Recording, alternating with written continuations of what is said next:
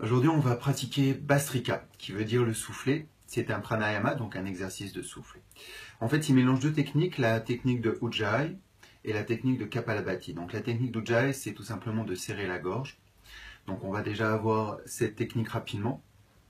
Donc ici, il faut en fait faire ce qu'on appelle une concentration glottique, ce qui va en fait engager toute l'arrière de la gorge. Alors une chose qui est très simple pour comprendre cet engagement de la gorge, vous allez faire f et oh, d'accord, donc f du bout des lèvres,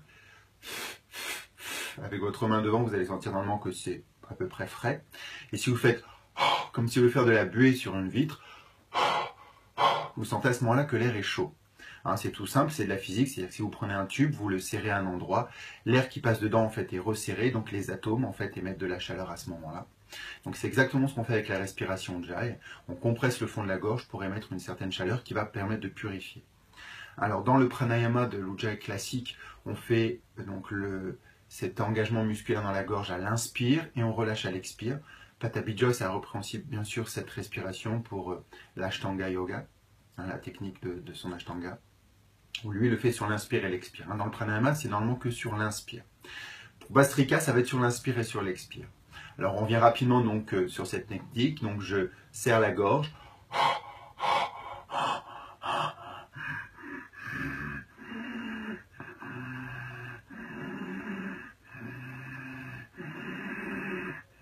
D'accord, ça doit faire comme un ronflement, un peu comme un baby Dark Vador, comme on dit souvent.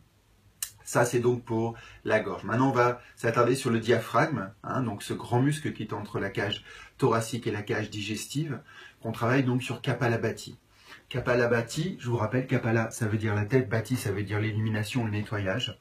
Donc ici, c'est le nettoyage de la tête, puisqu'en fait, on permet d'irriguer un peu plus le cerveau et de nettoyer également l'air poumon en retirant l'air vissé avec la compression non continue du diaphragme sur les poumons. Donc ici, normalement, on fait un inspire par la bouche et ensuite on fait des expires, voilà, pour chasser l'air, ça donne à peu près ça.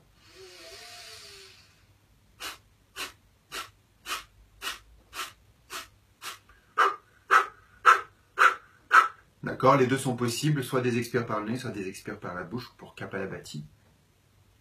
Très bien, on arrive maintenant à Bhastrika, c'est ce pourquoi on a finalement cette vidéo. Donc le soufflet. Donc ici on va faire la même chose, donc sur le diaphragme, sauf que ici on va faire sur l'inspire et sur l'expire, d'accord. Et on va serrer la gorge, pareil, sur l'inspire et sur l'expire. Donc on peut faire cette respiration avec la bouche ou avec le nez, d'accord. Moi je préfère avec la bouche parce que je trouve que ça sort mieux au niveau surtout au niveau des expires. Par contre si vous faites avec la bouche, essayez de faire les inspires avec le nez, les expires avec la bouche, ce qui est souvent un peu difficile. Je vais faire les deux techniques. Donc faites toujours d'abord une réserve d'air, inspirez lentement pour bien remplir les poumons. Et ensuite on y va.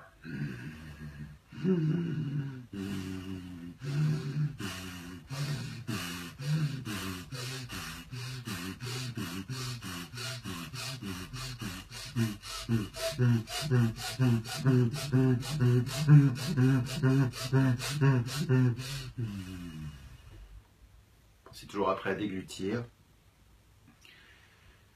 Respirez tranquillement avec le nez, calmez toujours, lentement. Je fais la même chose cette fois-ci avec la bouche. Toujours la réserve d'air.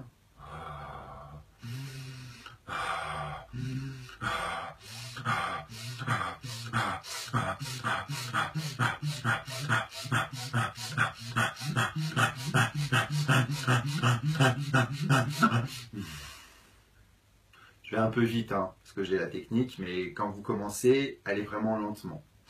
Je rappelle, c'est un pranayama qui peut être dangereux, vraiment, si vous le faites trop longtemps, trop fort. Donc faites-le d'abord lentement, tranquillement, et ne faites pas de trop longues séries, ni de trop nombreuses séries.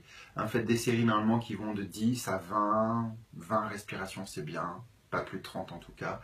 Et après, faites 1 à 2 à 3, voire 4, et grand maximum 5 quand vous êtes vraiment confirmé. Hein, voilà. Après, vous pouvez les faire plusieurs fois dans la journée, parce que vous allez voir, c'est vraiment très bon hein, pour... de toute façon, tous les bienfaits sont assez nombreux, ils sont marqués donc, sur le blog, hein, aussi bien pour le système respiratoire que pour le système sanguin et le cerveau, que pour le système aussi digestif, même les reins aussi derrière. C'est vraiment un pranayama qui est vraiment complet qu'il faut faire avec modération, mais que vous pouvez faire aussi assez régulièrement, mais pas trop longtemps. Voilà, Bastrika, le soufflet.